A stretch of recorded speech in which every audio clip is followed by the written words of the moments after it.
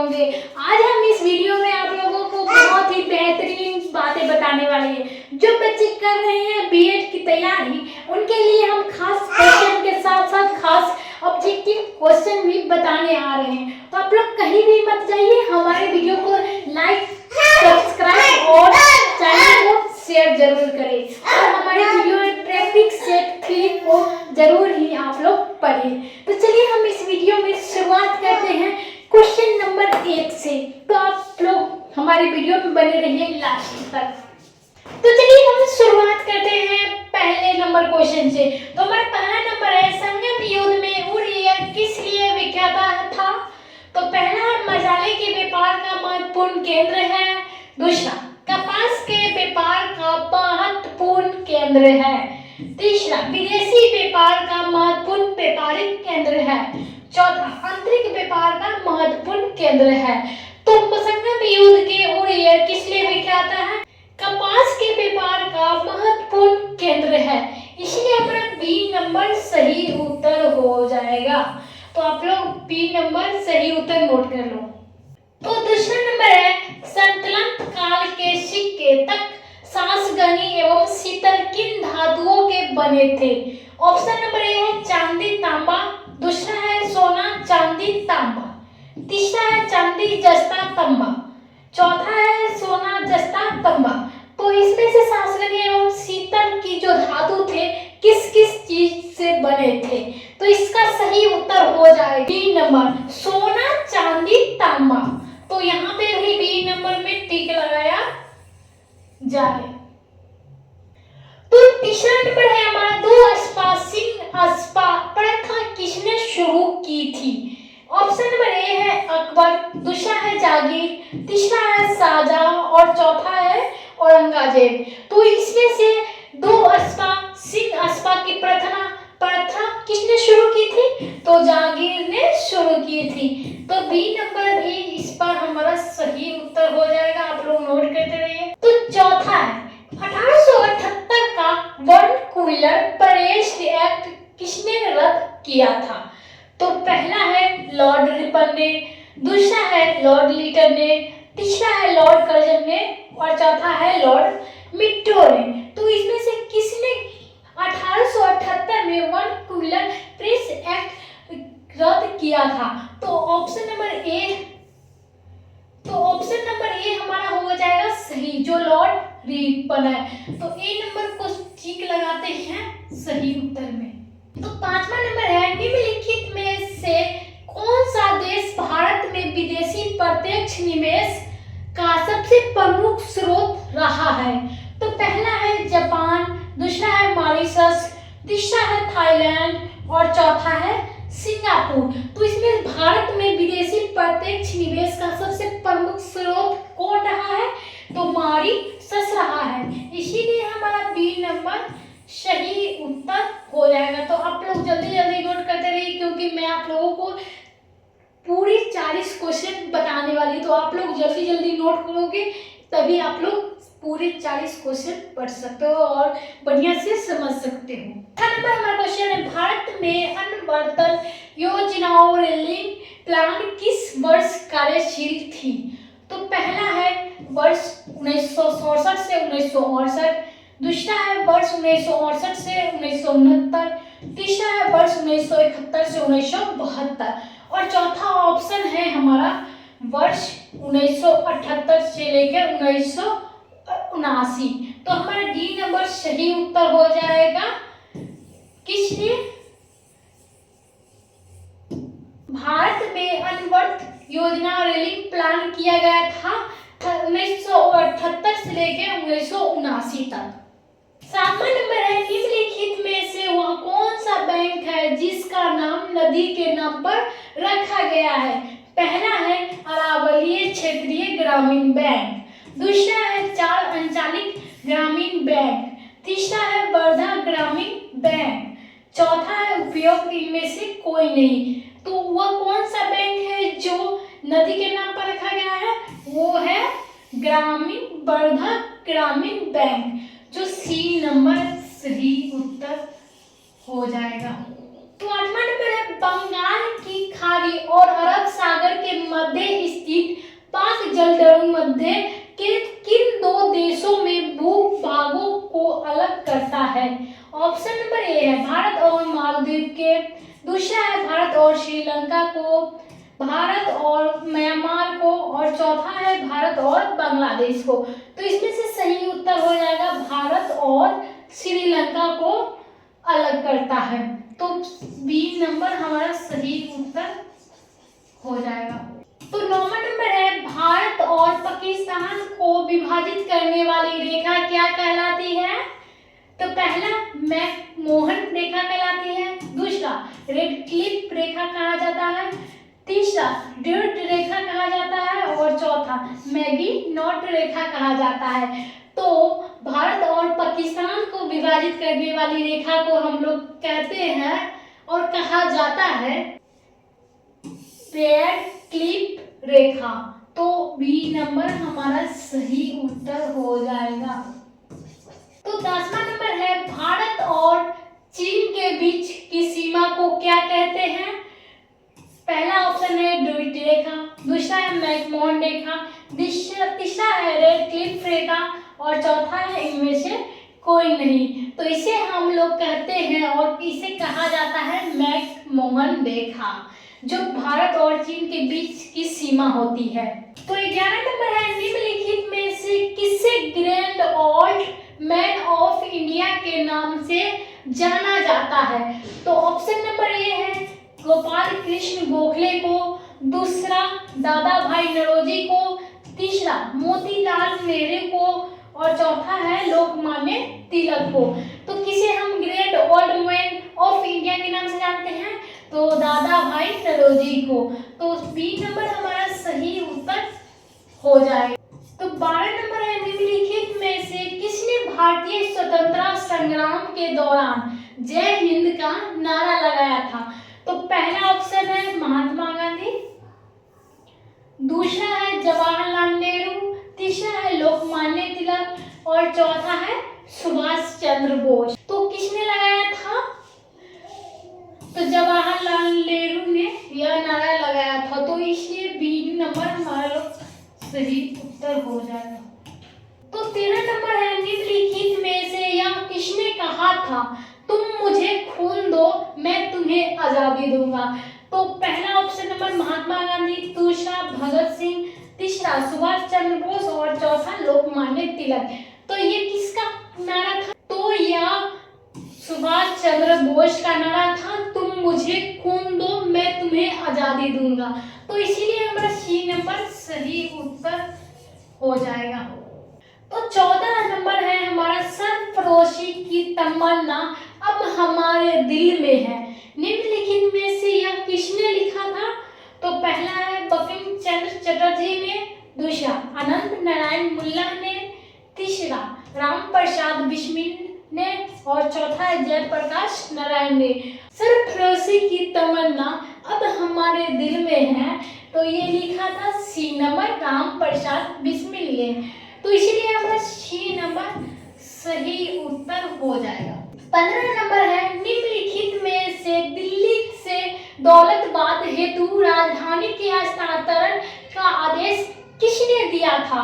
पहला उलादीन खिलजी ने, दूसरा इल्तुतमिश ने, तीसरा इब्राहिम लोदी ने, और चौथा मोहम्मद बिन तुगलक ने।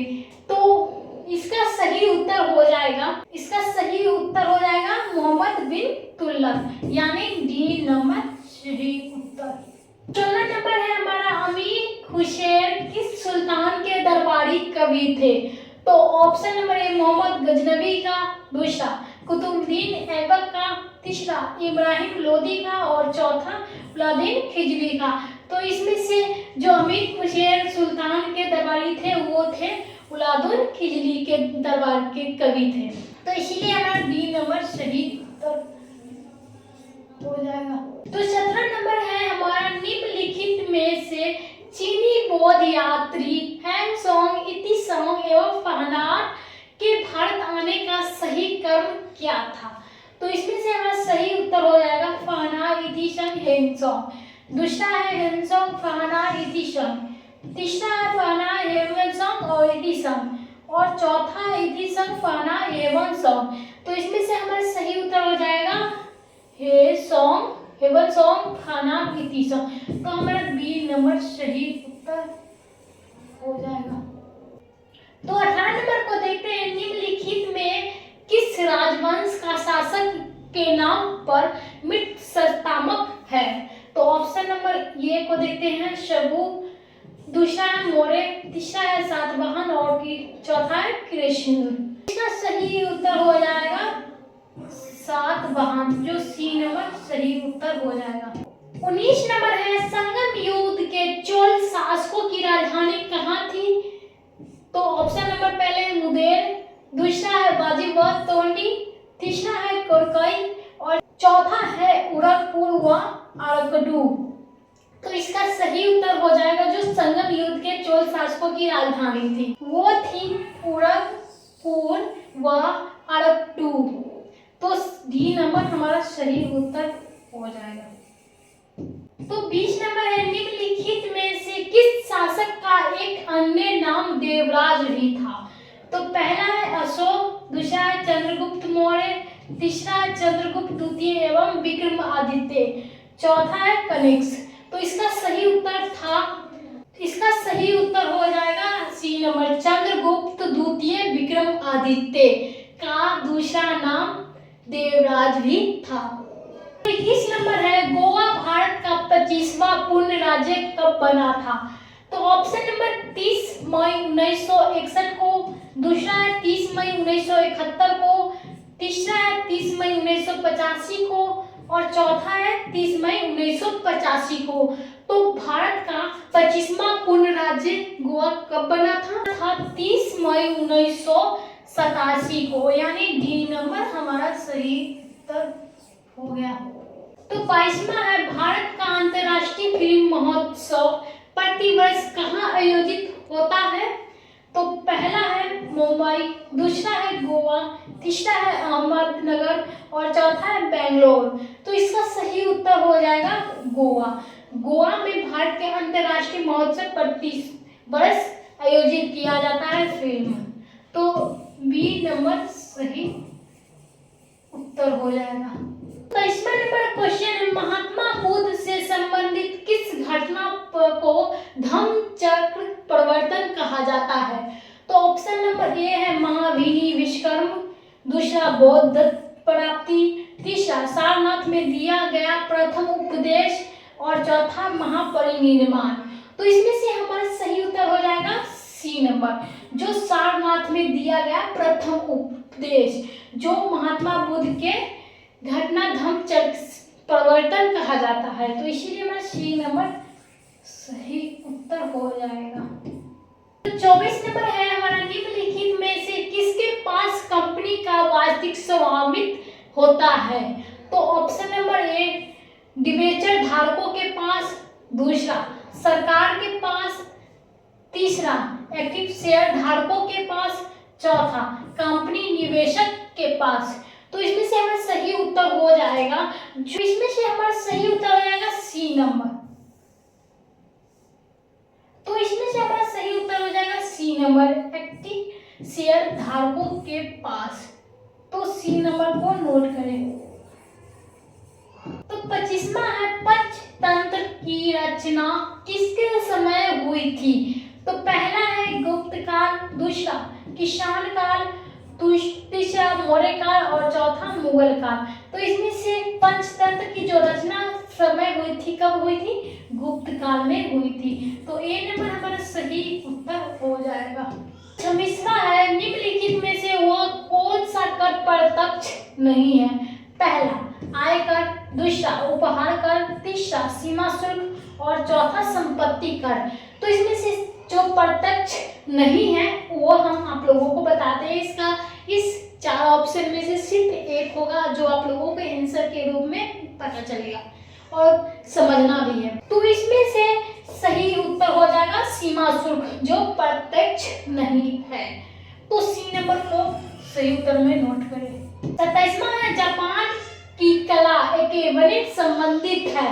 पुष्प सज्जा से, दूसरा चित्रकारी से, तीसरा वाद्य संगीत से और चौथा वृक्ष रोपण से।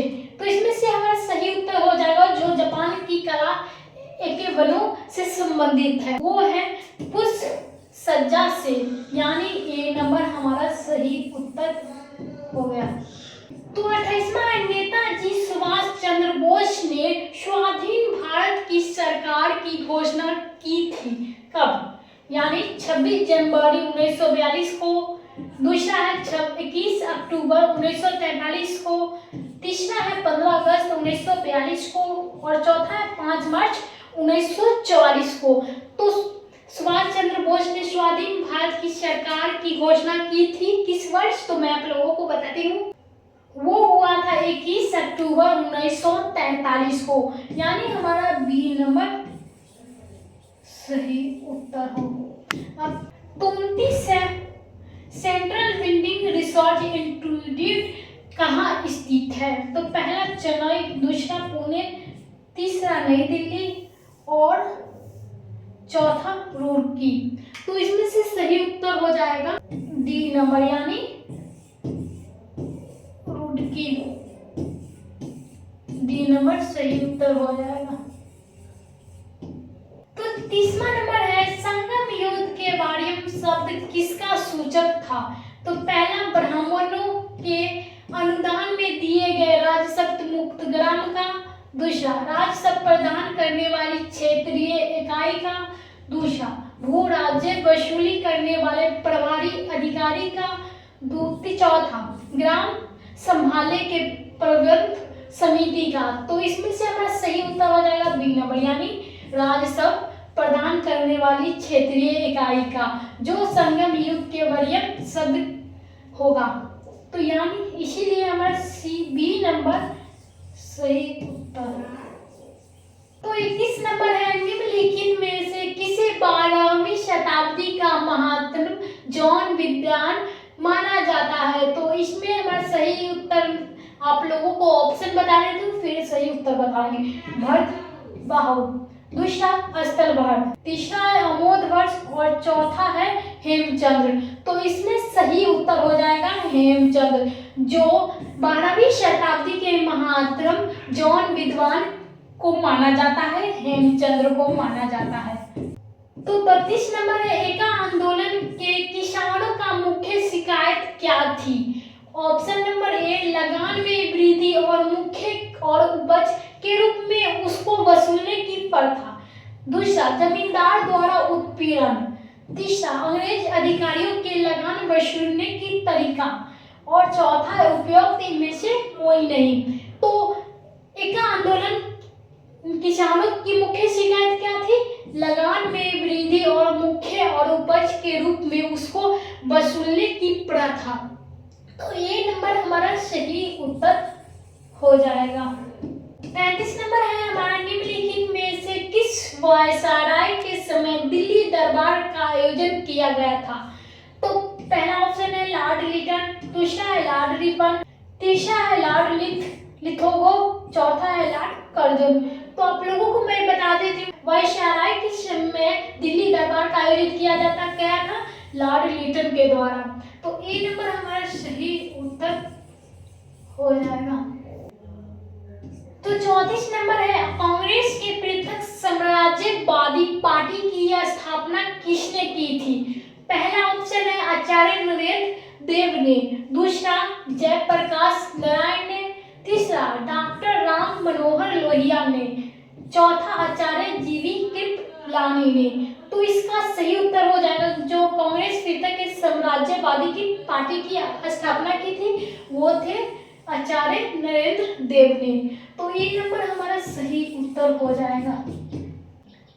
35 नंबर है भारतीय प्रतिभूति एवं विनिमय बोर्ड की स्थापना कब की गई थी?